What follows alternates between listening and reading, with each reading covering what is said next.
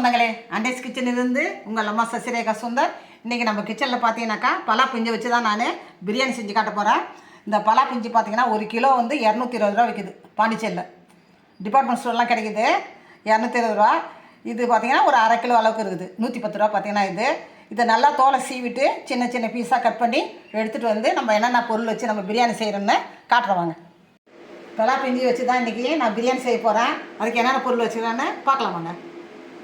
நான் காட்டுற மாதிரி முழு பலா பிஞ்சை அதில் பாதி எடுத்து நடு தண்டு எடுத்துகிட்டு இந்த சைஸ்க்கு நான் கட் பண்ணி வச்சுருக்கேன். இதில் பார்த்தீங்கன்னா கொஞ்சமாக மஞ்சள் நல்லா 2 தடவை கழுவிட்டு கொஞ்சமாக இதில் மஞ்சள் தூள் போட்டு கொஞ்சமாக உப்பு போட்டு இதை பார்த்தீங்கன்னாக்கா அடுப்பில் வச்சு ஒரு 7-8 நிமிஷம் வேக வைக்கணும். இதை வேக வச்சு நம்ம எடுத்து தான் நம்ம பிரியாணியில் சேர்த்துக்கணும். மீடியம் சைஸ் தக்காளி பார்த்தீங்கன்னா 2 கட் பண்ணி வச்சுருக்கேன். அதே மாதிரி மீடியம் சைஸ் வெங்காயம் 2 கட் பண்ணி வச்சுருக்கேன். 2 பச்சை மிளகாய், தனி மிளகாய் தூள், கரம் மசாலா, கொஞ்சமாக தயிர், இஞ்சி பூண்டு பேஸ்ட்டு, பிரியாணி இலை, 2 பட்டை, 1 ஸ்டார் பூ, 3 ஏலக்காய், 4 லவங்கம். தாளிக்கிறதுக்கு பார்த்தீங்கன்னா நெய், எண்ணெய், 2 டம்ளர் அரிசி அளவுக்கு எடுத்து பாசுமதி ரைஸு நல்லா கழுவிட்டு ஒரு 20 நிமிஷம் நான் ஊற வச்சு வச்சுருக்கேன். நான் மொத்த பொருள் எடுத்து அந்த 2 டம்ளர் பார்த்தீங்கன்னா 400 கிராம் அளவுக்கு இருக்கும். எப்படி சேர்த்துன்னு பார்க்கலாம் வாங்க. அடுப்பை வச்சு அது மேலே நம்ம கட் பண்ணி வச்சுக்கிற இந்த பலா பிஞ்சை பார்த்திங்கன்னா தண்ணி எல்லாம் ஊற்றி மஞ்சள் தூள் உப்புலாம் போட்டு அடுப்பு மேலே வச்சாச்சு. இது ஒரு 8 நிமிஷம் நல்லா வேகட்டும். இந்த பக்கம் பார்த்திங்கன்னா நம்ம தாளிச்சதே இது வெந்ததை எடுத்து போட்டு அப்படியே பிரியாணி கிண்ட வேண்டியதான். பலா பிஞ்சு பார்த்திங்கன்னா அந்த பக்கம் வெந்துன்னு இருக்குது. அதுக்குள்ளே நம்ம பிரியாணி தாளிச்சிக்கலாம். அடுப்பை தச்சு நம்ம அது மேலே குக்கர் வச்சிட்டோம். ஒரு 4 டேபிள் ஸ்பூன் அளவுக்கு எண்ணெய் ஊற்றியாச்சு. கொஞ்சமாக நெய் சேர்த்துக்கலாம்.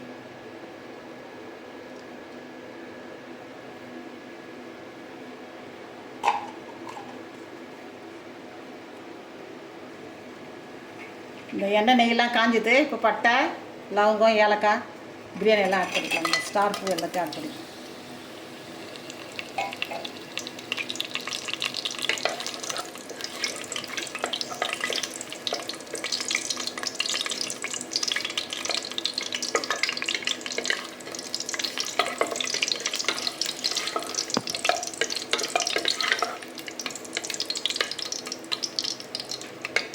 இப்போ நம்ம வெங்காயம் சாப்பிடுவோம்.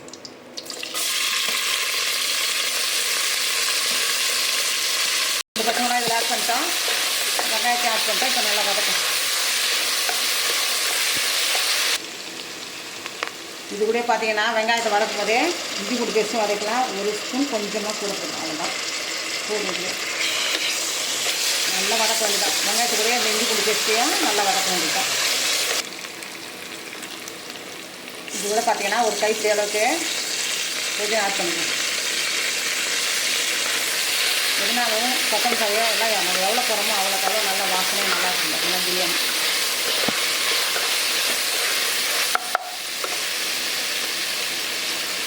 புதினா வதக்கும் போதே தக்காளி ஆட் பண்ணிக்கணும்.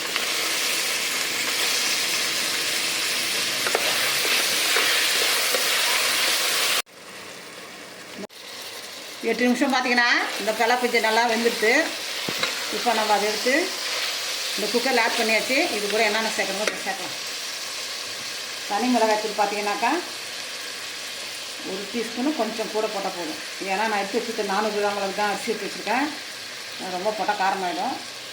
ஆனால் 1.25 ஸ்பூன் குறையாமல் போட்டுருக்கேன். 1/4 டீஸ்பூன் அளவுக்கு கரம் மசாலா ஒரு 1/2 டீஸ்பூனுக்கு கொஞ்சம் கம்மியாக போடுறோம். இது நல்லா வதக்கணும்.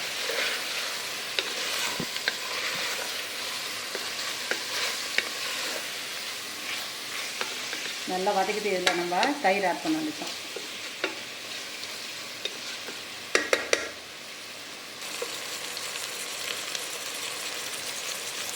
இது கூட பார்த்தீங்கன்னா கொஞ்சமாக நம்ம தயிர் ஆட் பண்ணிக்கலாம். 1 டேபிள் ஸ்பூன் கொஞ்சம் கூட இருக்கும்.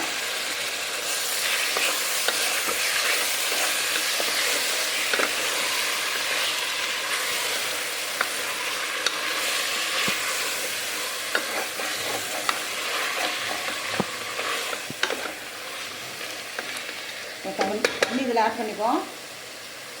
1க்கு 1.5 ஊற்றினா போதும். இந்த டம்ளரில் பார்த்தீங்கன்னா 2 டம்ளர் அளவுக்கு நான் அரிசி எடுத்தேன். இப்போ 3 டம்ளருக்கு தண்ணி சேர்க்கேன். 1 ஊற்றியாச்சு, 2, 3, தேவையான அளவுக்கு நம்ம உப்பு சேர்த்துக்கணும்.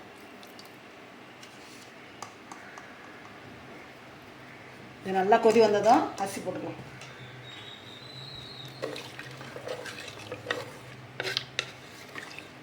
இதை நல்லா மூடி வச்சுட்டு நல்லா கொதி வந்ததும் அரிசி போட்டுக்கலாம். தண்ணி நல்லா கொதிச்சுட்டு இப்போ நம்ம அரிசியை போட்டு வேண்டிட்டான்.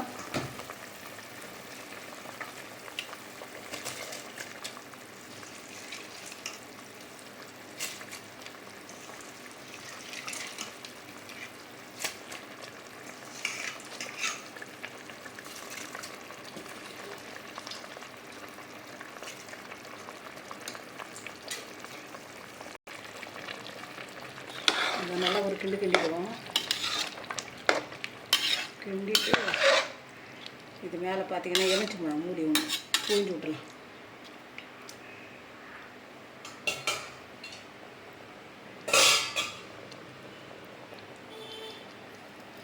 ஒரு மூடி எலுமிச்சம்பழத்தை புழிஞ்சு விட்டால் இந்த கொட்டையெல்லாம் உழாத அந்த ஜல்லி என்ன பிடிச்சிருக்கலாம். கொட்டை அது உள்ளே உழாத போகணும். கொட்டை இருந்தால் கொஞ்சம் கசக்கும். கொட்டை புழிஞ்சு விட்ட சாதம்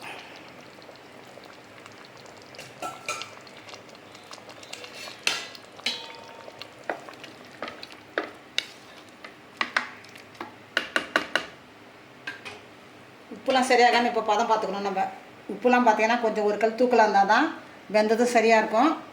இப்போ நம்ம டேஸ்ட் பார்த்துக்கணும். உப்பு பத்தலைனா கூட நீங்கள் கொஞ்சம் சேர்த்துக்கோங்க. குக்கருக்கு பார்த்தீங்கன்னா நம்ம மூடி போட்டு நல்லா ஃபுல்லில் வச்சு பார்த்தீங்கன்னா 2 விசில் கொடுத்து நம்ம ஆஃப் பண்ணிடணும். ஆஃப் பண்ணிட்டு 5 நிமிஷம் கழிச்சு நம்ம திறந்து பார்க்கணும். 2 விசில் அடிச்சுட்டு இப்போ நம்ம கேஸ் ஆஃப் பண்ணிடுவோம்.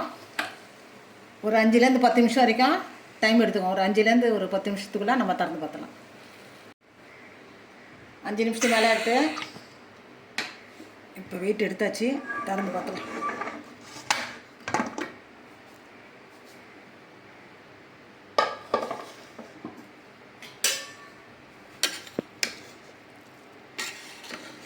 நல்லா பொல நின்றுது. சூப்பராக கமகமன்னு வாசனை வருது. பார்த்தீங்கன்னாக்கா வேற ஒரு பிளேட்டுக்கு மாற்றி காட்டுறேன். நம்ம அன்னைஸ் கிச்சனில் பார்த்தீங்கன்னா இன்றைக்கி வெள்ளை பிஞ்சை வச்சு தான் நான் பிரியாணி செஞ்சு காட்டுறேன். நல்லா சூப்பராக வந்துருக்குது. பார்த்தீங்கன்னாக்கா நல்லா கமகமன்னு வாசனை அருமையாக இருக்குது. டேஸ்ட்டும் சூப்பராக இருக்குது. இந்த புரட்டாசி மாதத்தில் நீங்கள் இந்த மாதிரி பலா பிஞ்சை வாங்கி செஞ்சு பாருங்கள். செஞ்சு பார்த்து எனக்கு கமெண்ட்ஸில் சொல்லுங்கள். லைக் பண்ணுங்கள், ஷேர் பண்ணுங்கள், கமெண்ட் பண்ணுங்கள். மறக்காமல் என்னுடைய அன்னைஸ் கிச்சனுக்கு சப்ஸ்கிரைப் பண்ணுங்கள். தேங்க்யூ.